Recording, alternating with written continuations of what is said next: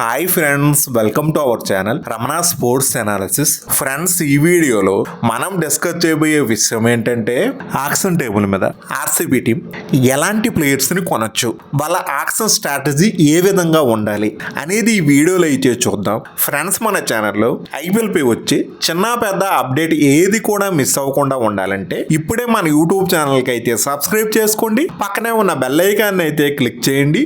మరెందుకు late friends, ఈ వీడియోలోకి అయితే వెళ్ళిపోదాం. ఐపీఎల్లో గత 5-6 ఏళ్లగా కన్సిస్టెంట్గా రాణిస్తున్న ఒకే ఒక టీం ఆర్సీబీ. ఐపీఎల్లో ఫస్ట్ ఎవర్ టైటిల్ గెలిచాక వాళ్ళ టీం డైరెక్టర్ అయిన బొబాట్ డ్రెస్సింగ్ రూమ్లో ఒక ఇన్స్పిరేషనల్ స్పీచ్ అయితే ఇచ్చారు. ఆ టైంలోనే రాబోయే ఐపీఎల్ 2026 సీజన్ యొక్క గోల్స్ని కూడా సెట్ చేసుకోవడం అయితే జరిగింది. బ్యాక్ టు బ్యాక్ సీజన్స్లో టైటిల్స్ గెలవాలని లక్ష్యంగా అయితే పెట్టుకున్నారు. గతంలో ఈ ఫీట్ని వరుసగా 2010, 2011 బ్యాక్ టు బ్యాక్ సీజన్స్లో సిఎస్కే టీం అయితే టైటిల్ అయితే గెలిచింది. అలాగే 2019, 2020 వరుస 2 సీజన్స్లో బ్యాక్ టు బ్యాక్గా ముంబై ఇండియన్స్ కూడా టైటిల్స్ని గెలవడం అయితే జరిగింది. మరి ఈ ఎలైట్ లిస్ట్లోకి ఆర్సీబీ టీం చేరాలని చూస్తుంది. ప్రస్తుతం ఆర్సీబీ టీంలో కూడా పెద్దగా అయితే వీక్నెసెస్ అయితే లేవు. లాస్ట్ సీజనే వాళ్ళు టైటిల్ కొట్టారు కాబట్టి టీం అంతా మంచిగా అయితే సెటిల్ అయ్యింది. అక్కడక్కడ చిన్న చిన్న వీక్ లింక్స్ అయితే ఉన్నాయి.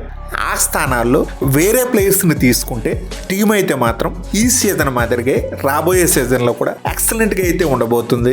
మ్యాక్సిమం ఈసారి ఆక్షన్ టేబుల్ మీదకి వచ్చే టీమ్స్లో లోయెస్ట్ పర్సన్ అనేది ఆర్సీబీ టీం దగ్గర అయితే ఉండొచ్చు. పెద్దగా ఈ టీం నుంచి ప్లేయర్స్ రిలీజెస్ అయితే ఉండవు. మ్యాక్సిమం బడ్జెట్ కూడా ఒక 15 నుంచి 20 కోట్ల మధ్య ఉండొచ్చు. ఆర్సీబీ టీంకి ప్రైమరీగా ఏ స్థానాల్లో వీక్నెస్ ఉంది అంటే మిడిల్ ఆర్డర్లో లివింగ్స్టోన్ని భర్తీ చేయగలిగే ఒక X factor game changing player అయితే కావాలి. అలాగే సెకండ్, ఫేస్ బౌలింగ్ని మరింత స్ట్రెంగ్త్ అయితే చేసుకోవాలి. భువీ హేజిల్వుడ్ మంచి ఫేస్ బౌలింగ్ డ్యూ అయితే ఉంది. దీనికి ఒక మంచి వికెట్ టేకింగ్ తరుడు పేసర్ అయితే కావాలి. ఇక్కడ ఎస్దయల్ ఉన్నాడని అనొచ్చు, కానీ తన మీద రీసెంట్గా వస్తున్న అలిగేషన్స్ కేసెస్ వల్ల తనని వాళ్ళ సొంత రాష్ట్రమైన యూపీ లీగ్లో ఆడకుండా బ్యాన్ చేయడం అయితే జరిగింది. మరి రాబోయే ఐపీఎల్ సీజన్ ముందు ఏమైనా బీసీసీఐ కూడా ఇలాంటి సంచలన నిర్ణయం ఏమైనా తీసుకుంటే అలాంటప్పుడు ఆర్సీబీ టీం ఇబ్బంది పడాల్సి వస్తుంది. అందుకే ముందుగానే ఈ స్థానాన్ని ఒక మంచి ప్లేయర్ని తీసుకుని భర్తీ చేసుకుంటే ఫ్యూచర్లో ఆర్సీబీ టీంకి ఎలాంటి ప్రాబ్లం అయితే ఉండదు. అలాగే స్పిన్ బౌలింగ్ లైనప్ను కూడా స్ట్రెంగ్త్ అయితే చేసుకోవాలి. ఇవి తప్పించి మేజర్ వీక్నెసెస్ అయితే ఆర్సీబీ టీంలో అయితే లేవు. మిగతావన్నీ కూడా ఇప్పుడు టీంలో ఉన్న ఎగ్జిస్టింగ్ ప్లేయర్స్కి బ్యాకప్స్ని కొనుక్కుంటే చాలు. మొదటిగా ఇప్పుడు మిడిల్ ఆర్డర్లో ఎలాంటి ప్లేయర్స్ కోసం ఆర్సీబీ టీం టార్గెట్ అయితే చేయాలి అనే విషయానికి వస్తే ఆ టీం ఫ్యాన్స్ మొదటిగా కోరుకునేది ఈసారి ఐపీఎల్ ఆక్షన్కి క్యామరన్ గ్రీన్ అందుబాటులో ఉంటాడు కాబట్టి ఎలాగైనా తనని మళ్ళీ తిరిగి టీంలోకి తీసుకోవాలని హోప్స్ అయితే పెట్టుకుంటారు. లాస్ట్ ఇయర్ మెగా ఆక్షన్ టైంలో క్యామరన్ గ్రీన్కి సీరియస్ బ్యాక్ ఇంజురీ అవ్వటం వల్ల ఆ టైంలో తనని రిటైన్ చేసుకోవాలనుకున్నా అది కుదరలేదు. ఈసారి ఆక్షన్లో దొరుకుతున్నాడు, తనని తీసుకుందాం అనుకున్నా ఆర్సీబీ టీం దగ్గర ఉన్న లిమిటెడ్ బడ్జెట్కి సరిపోయేటట్టుగా తక్కువ రేట్లో తను దొరికే అవకాశం అయితే లేదు. క్యామరన్ గ్రీన్ మీద ఆల్రెడీ వేరే ఫ్రాంచైజీలు తమ రాడార్లో అయితే ఉంచుకున్నారు. కొంచెం ఎక్కువ అమౌంటే తన కోసం స్పెండ్ చేసి తీసుకోవాలని చూస్తున్నారు. అలా అయితే తన ఆర్సీబీకి దొరకడు. ఇక్కడ ఆల్టర్నేటివ్ ఆప్షన్స్ చూసుకుంటే ది బెస్ట్ చాయిస్ అయితే మాత్రం గ్లెన్ ఫిలిప్స్. ఐపీఎల్లో అటు సన్ రైజర్స్, గుజరాత్ 2 టీమ్స్ తరపున ఆడిన పెద్దగా ఛాన్సెస్ అయితే రాలేదు. మంచి గేమ్ చేంజింగ్ ప్లేయరే, బట్ ఏ ఫ్రాంచైజీ కూడా ఐపీఎల్లో తనకి అవకాశాలు అయితే కన్సిస్టెంట్గా అయితే ఇవ్వట్లేదు. ఇస్తే మాత్రం తనని తాను నిరూపించుకోగలడు. తనకి 250కి పైగా T20 అన్న అనుభవం అయితే ఉంది. రీసెంట్ 2025 MLCలో ఎక్సెప్షనల్ పెర్ఫార్మెన్స్ అయితే ఇచ్చాడు. మంచి ఎక్స్ప్లోజివ్ ఫినిషర్. కావాలంటే మిడిల్ ఆర్డర్లోనూ ఆడించుకుంటారు, ఫినిషింగ్ కావాలనే చేయించుకోవచ్చు. ఫిక్స్డ్గా ఒకే స్థానంలోనే ఆడితే ఫిలిప్స్ బాగా ఆడగలడు. వేరే స్థానానికి మార్చితే ఆడలేడు అనే ప్రాబ్లం తనకు లేదు. కాబట్టి ఇలాంటి ప్లేయర్స్ ఉంటే బ్యాటింగ్ యూనిట్కి మంచి ఫ్లెక్సిబిలిటీ అయితే ఉంటుంది. మరి ఈ 4 dimensional player wicket keeping backup గా ఉంటాడు, స్పిన్ బౌలింగ్ కి డెప్త్ అయితే ఇస్తాడు, ఫీల్డింగ్ లో 100% ఎఫర్ట్స్ అయితే ఇస్తూ ఉంటాడు, టీమ్ లో one of the best fielder గా అయితే ఉంటాడు. ఏ విధంగా చూసుకున్నా ఒక గ్రేట్ వాల్యూని అయితే ఇవ్వగలడు. ఇక్కడ ఇంకొక ఆప్షన్ చూసుకుంటే వాళ్ళ టీం ఫార్మర్ ప్లేయరే leg spinning allrounder Michael Bracewell. తను వస్తే అటు బ్యాటింగ్ బౌలింగ్ 2 విభాగాల్లో కూడా మంచి అడ్వాంటేజ్గా అయితే ఉండబోతుంది. గతంలో ఆర్సీబీ టీం తరపున 2023లో 5 మ్యాచ్ల్లో అయితే ఆడాడు. అప్పుడు ఒక 58 పరుగులు చేసి 6 వికెట్లు అయితే పడగొట్టాడు. తన విషయంలో యాక్షన్ టేబుల్ మీద వేరే ఫ్రాంచైజీల దృష్టి కూడా అంతగా ఉండదు కాబట్టి చాలా తక్కువ అమౌంట్లో అయితే దొరుకుతాడు. ఒకవేళ తనని కొనిపెట్టుకుంటే అవసరం ఉంటే ప్లేయింగ్ లెవెల్లో ఛాన్స్ అవ్వచ్చు, లేదు అనుకుంటే ఒక మంచి బ్యాకప్గా అయినే ఉంటాడు. ఇండియన్ ప్లేయర్స్లో చూసుకుంటే మంచి ఆప్షన్ అయితే మాత్రం సర్ఫరాజ్ ఖాన్ అయితే అవుతాడు. గతంలో ఆర్సీబీ టీం తరపున ఆడిన అనుభవం కూడా ఉంది.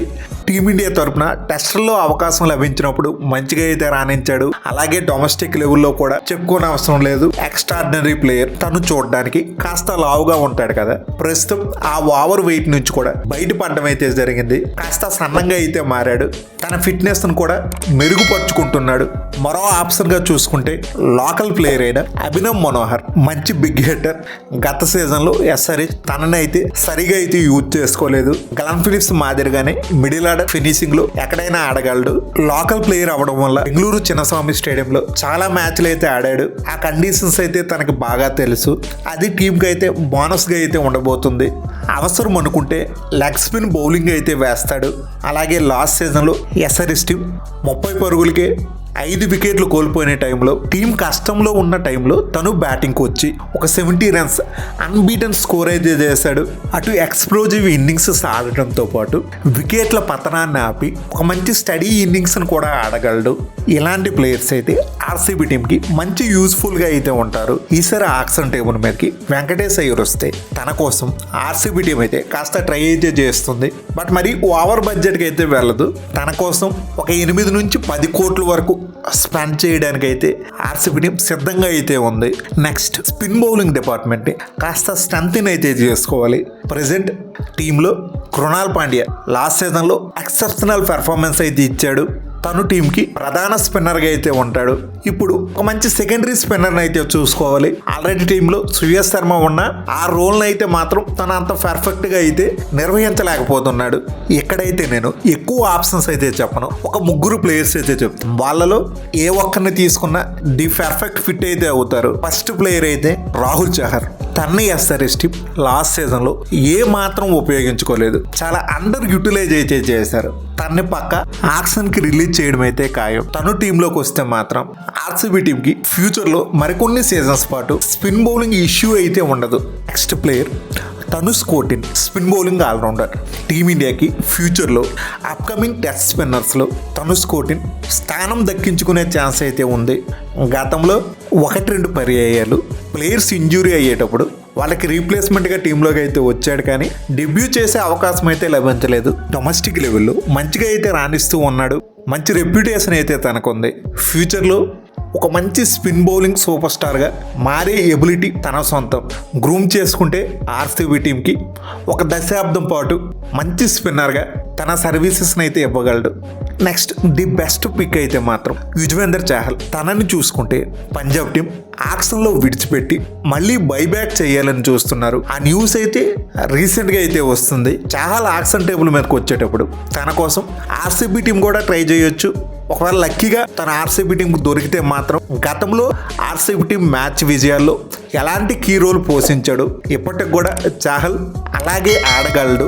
లోకల్ కర్ణాటక మహారాజా T20 టోర్నమెంట్ అయితే జరుగుతుంది కదా, అక్కడ లోకల్ స్పిన్నర్ని ఎవరైనా తీసుకోవచ్చు. లేదా దేశం మొత్తం మీద జరుగుతున్న వివిధ ఫ్రాంచైజీ లీగ్స్లో స్కౌటింగ్ టీం ఒక మంచి లెగ్ స్పిన్నర్ని ఐడెంటిఫై చేసి తన్ని టీంలోకి అయితే తీసుకోవాలి. లాస్ట్ సీజన్లో ఎల్ఎస్జీ టీం దిగ్వేష్ రాఠీని తీసుకున్నట్లుగా లాస్ట్ ఫేస్ బౌలింగ్ లైనప్ని స్ట్రెంథెన్ చేసుకోవాలి. ఇక్కడ ఆప్షన్స్ చూసుకుంటే ఫారెన్ ప్లేయర్స్ నుంచి చూసుకుంటే గస్ అట్రిక్సన్, మార్క్ వుడ్ లాంటి ప్లేయర్స్ అయితే ఉన్నారు.